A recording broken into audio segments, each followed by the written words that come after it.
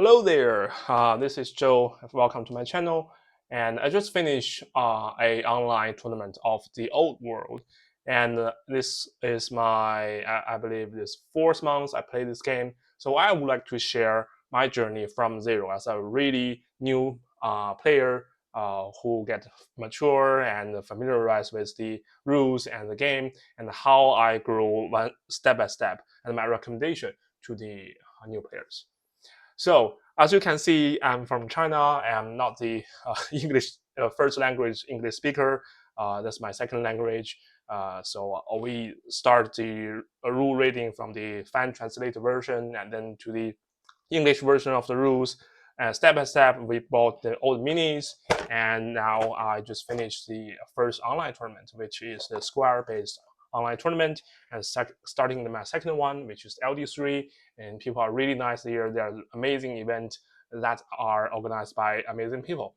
And also we have the local tournament organized by myself, and the experience with the old world is really nice.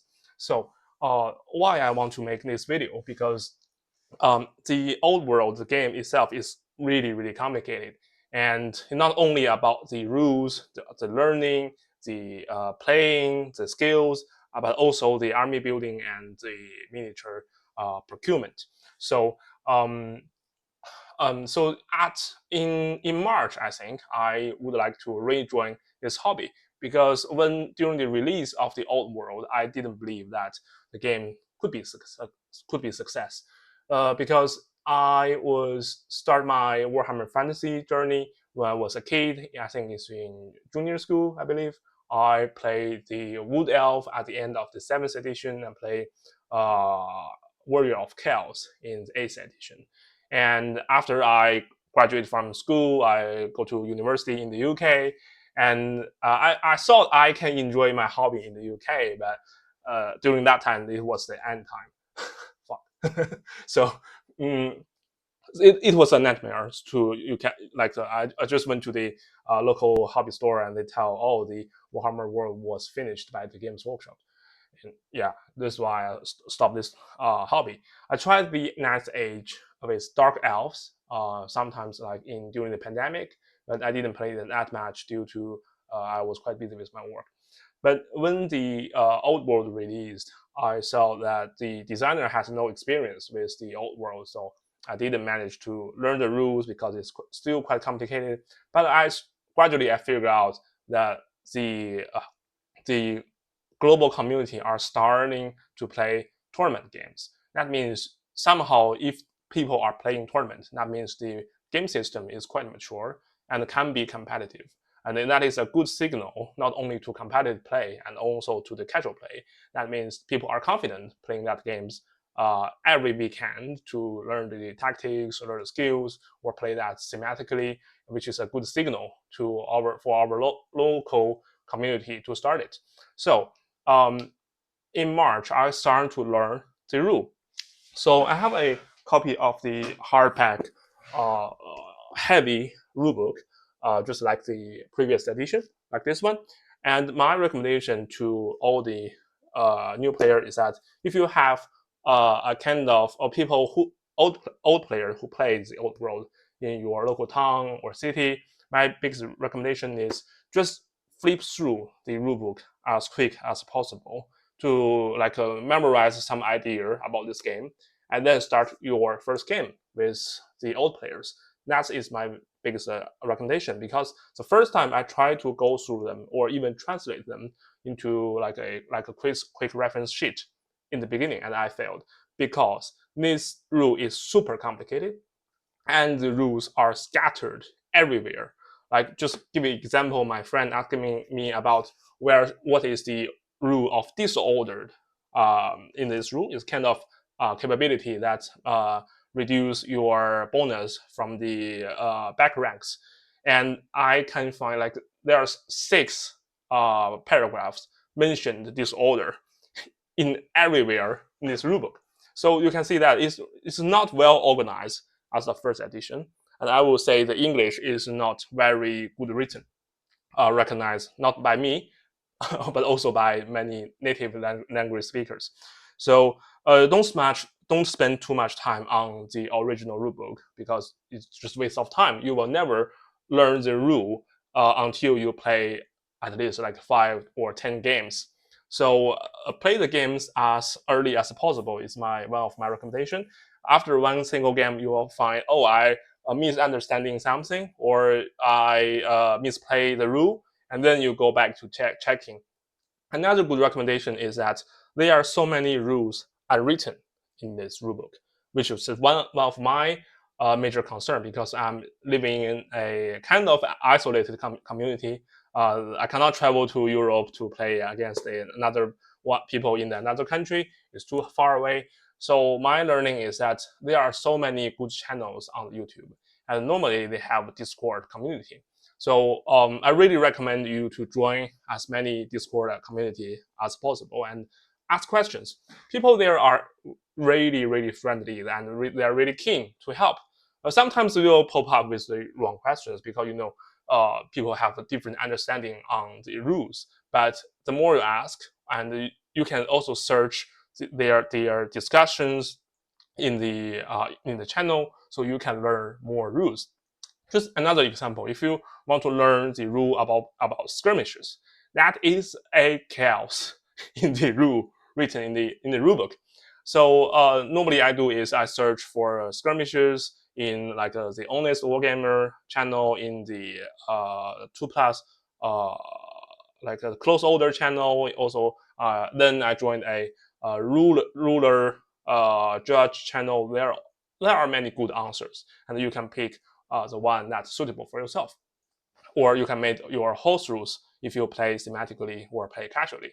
So learning the rules is a gradual step. But comparing to Age of Sigmar or Warhammer 40k, I mainly play Age of Sigmar 4.0, 4th edition before I joined the Old World. The rule is not well written and it's complicated and it's like scattered in the rulebook everywhere. So you need to prepare to learn the rule gradually. But as a modern game player, because I play modern games like Q Teams and Age of Sigmar before, I would say this is a really nice rule set. They have really good mechanisms comparing to the old edition. They didn't the unit types, I mean cavalry, infantry, war machines, monsters, and war machine and chariots are well balanced. They have their own rules, and the battle resolution is better than the editions before. You don't lose everything. If you lose a single combat, you may like follow up or pursue. It's not like a big game by luck. So and the Games Workshop is for this edition. The Games Workshop is not pushing everyone to make huge blocks of units. So which is good for new players to join the community, and also good for a old veteran like myself to come back to the game.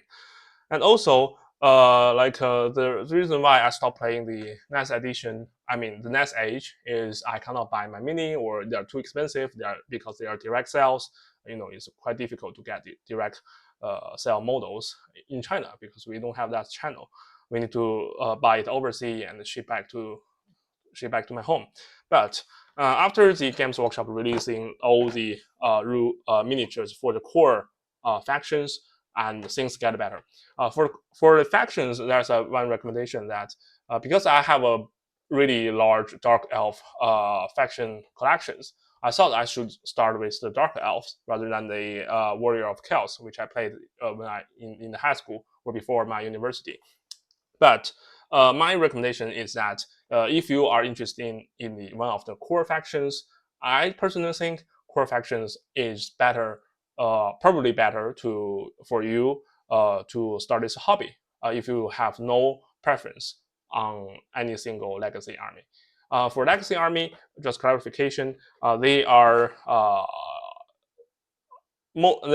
factions who is not in the range of the old world release: the Dark Elf, the Lizardman, the Skaven, the Chaos Demon, the Chaos Dwarf, the Ogre Kingdom, and the Vampire Count. Those 7 factions are not within the range of the release, but they have a rule by a PDF.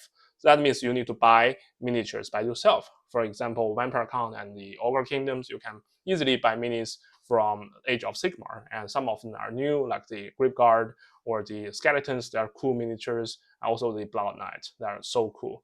But for the other factions, you won't be that lucky. Like for example, Skavens and Lizardmen, you have a lot of units out of stock. For example, the Giant Rat or the Red Swarm. So you can find nowhere, but only can find that on eBay or do the 3D printing by yourself. But another reason I recommend the core faction is that you can buy them easily, and you don't need to bother with the size of the base, and you can also have the release of the more content from the Arcane Journal, which is kind of similar like the DLC for the game.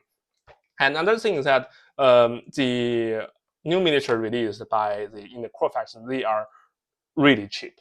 I would say, for example, for the Hammers and the Longbeard box, they have a 20 miniatures within a single box, and the price sum up, I can't remember the detail, but one day I checked the White Dwarf magazine in 2014, that when I was in university in the UK, and actually the new box price is lower than that. That is insane. The Games Workshop is actually discounted their product like compared to 10 years before and releasing a relatively lower price. So that is really cool. So you can buy miniatures like in a discounted price comparing to 10 years before. There's regardless the inflation. So that means this game is probably the cheapest game played on a big table in the Warhammer range compared to Warhammer 40k, Warhammer Age of Sigmar, and Warhammer Heresy. So if you are a big fan of fantasy and you are like a relatively limited on budget, you can still play this game. So it's not a big deal. And if you want to start this army, it's always good to start with the battalion box, except orcs and goblins, because their box is just kind of useless. But if you start with the Warrior of Chaos, or the Empire, or the Dwarves Kingdoms, they are all pretty good. I would say pretty good.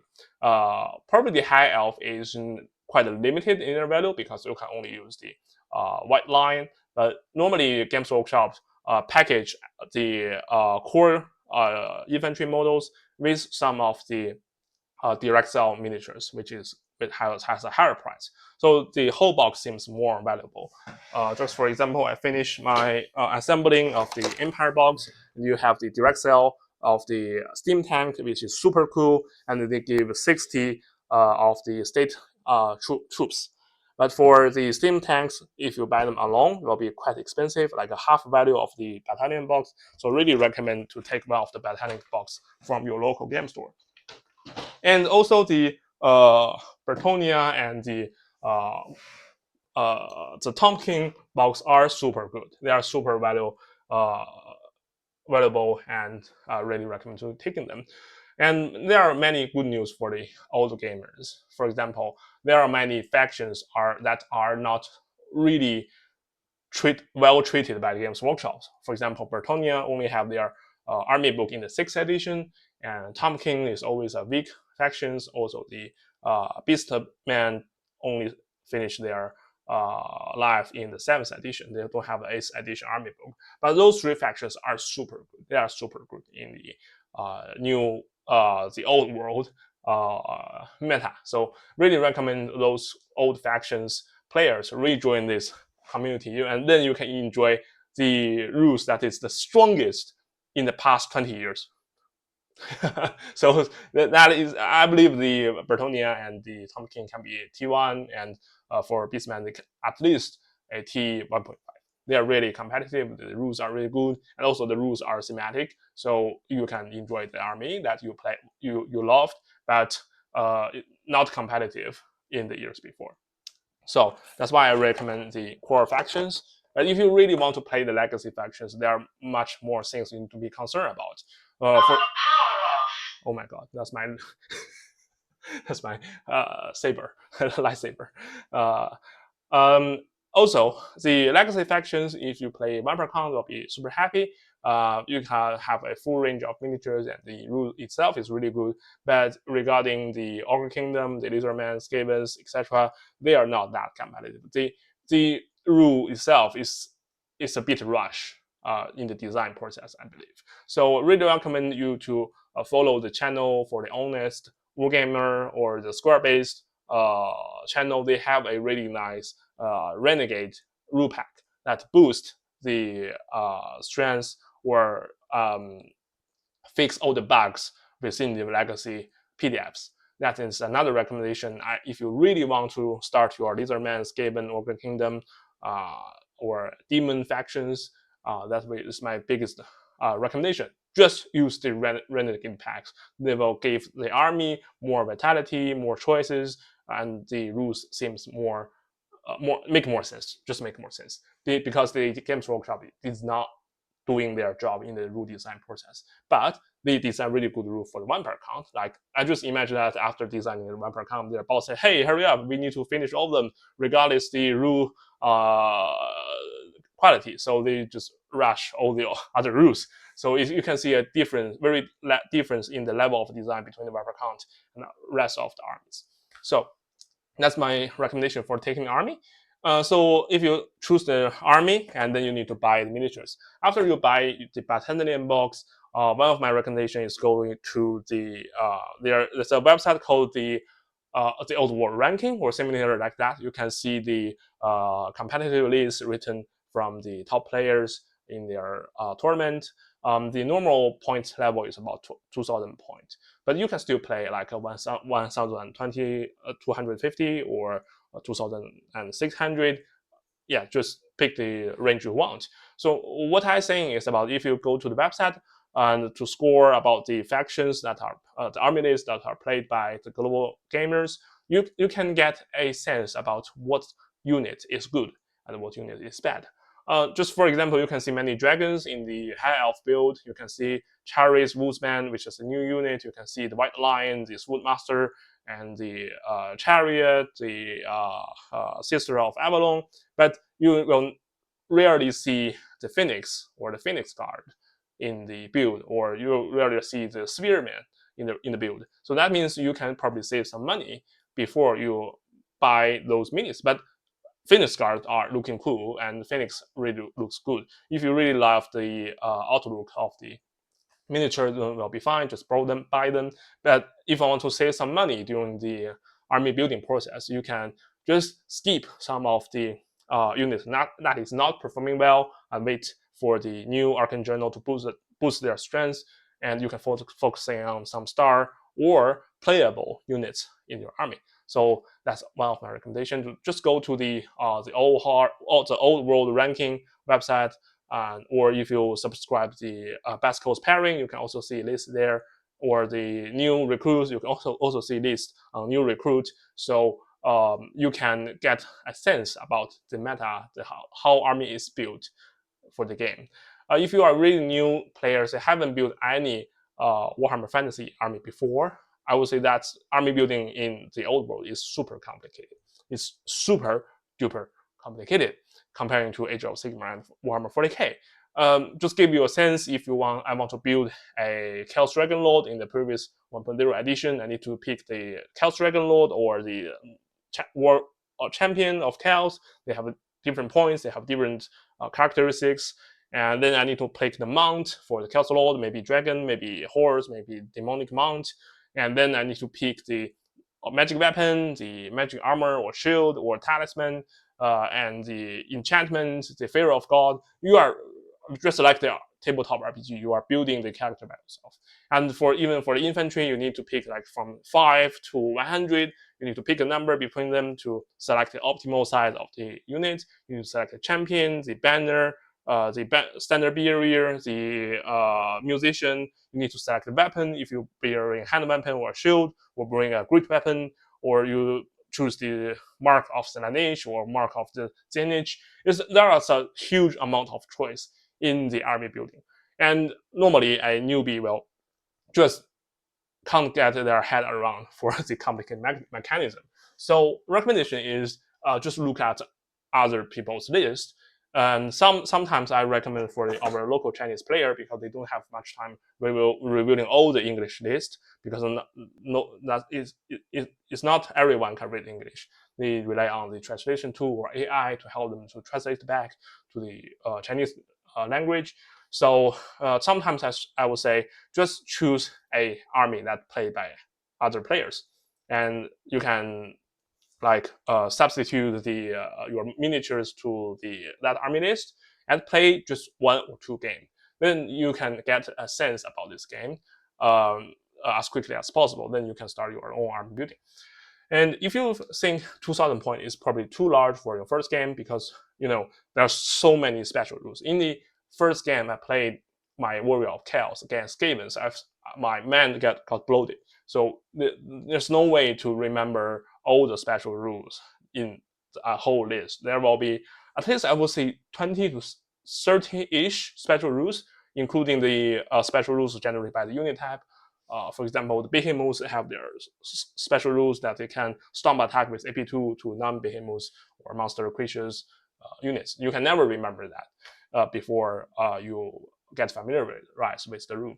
So you can start with the 500. It's a very small skirmish game, only like 2 to 3 infantry blocks, and the Squarebase channel really has a 500 points rules for that, optimized for that, and it's really helpful for you to learn the core rules, how units maneuver, how to declare charge, how to shoot, resolve the shooting. If you have a friend who already played the game, you can start with the 500 point, or 125, 100 and 1,250 is another rule point level. Normally people play in the middle size. You can see the that scale of tournament in the Warhammer world in Nottingham. And but personally, I think for the learning, you can play just 1 or 2 games. You don't need to spend too much time on that, because it's kind of boring, I would say, because you have limited choice on army building. Then you can just jump to the 2,000 level, then play with your friend to get familiarized with the game. So so then seems like you are gradually become familiarized with the rule. You will ask questions about how to pursue, how skirmisher work, how magic works. You will have many questions. Then you can go back to the Discord channel to ask questions, and people will be friendly to answer your question. They are very keen to explain all the rules unwritten to you in the rules. So during that stage, you can probably start to read the FAQs. The Games Workshop has an official FAQs with 17 pages. No, that's not funny. So they have a FAQs like that. You just need to grab a cup of coffee, and in the Sunday morning when your head is fresh and focusing on reading. And for myself, I print a rulebook by myself, and I just take notes right next to the rule text. So that will help you memorize, and will be helpful for during the game. You flip through the rule, you don't need to flip another FAQ document. Also, even with the 17 pages of FAQ for the core rule, it's not finished. You have the FAQs for the factions. There are good factions, bad factions. They have a bunch of FAQs. And also what is important, there are many community FAQs generated, like for Squarebase, the WTC. You can find that in the Discord channel or online. They are really helpful, to be honest. They solved so many questions that is not answered by Games Workshop. I can't give a detailed example for you, like there are 4, for example, there are 4 principles when you declare charge. Seems complicated. And the Games Workshop did not give the priority of those 4 principles. So many times things will get complicated. But for example, in the WTC FAQ, they gave the priority of the 4 principles. That will make the game more solid. So I would strongly recommend grab another cup of coffee in another Sunday with a fresh mind, go through all the WTC and Squarebase FAQs to get to know how people or the top tier players understand this game. So that will help you to understand the game. For myself, because I'm living in an isolated community, so I want to communicate with global gamers to learn the rules and written. So I join the online games. So there are a really nice tool called Warhol, WARHALL, that Warhol. They can be played online easily with a quite nice functions. Though they need to get paid right now, so just pay. It's not expensive. You can use Warhol to play with players around the world. I played people from Sweden, from Norway, from Germany, and skip one of the game with the player from UK. So people are normally really friendly on the Warhol community. You can join the online tournament like Square-based online tournament or the LD3. There are many online tournaments going, and to be honest, that is really helpful for me to understand the tactics and what I was wrong. Another example, when two infantry blocks, two blocks of units, they fighting each other. When I do the pursuing, normally I just pursue right behind, right? Just flee right behind. But in the rule is should be center direction need to be center to center. So maybe I need to flee in that way. So before the rule is written there, but before I play against a mature player, I just don't know about it. So I really recommend you to try some Warhol if you are keen to learn the rule or you want to become the local tournament organizer or the event organizer. Really recommend you to take some online tournament, just like me. Yeah, so that's my journey, and I will also recording more about my local community, how we grew, the help other people grow and learn the game. And please feel free to subscribe my channel if you don't mind my English. So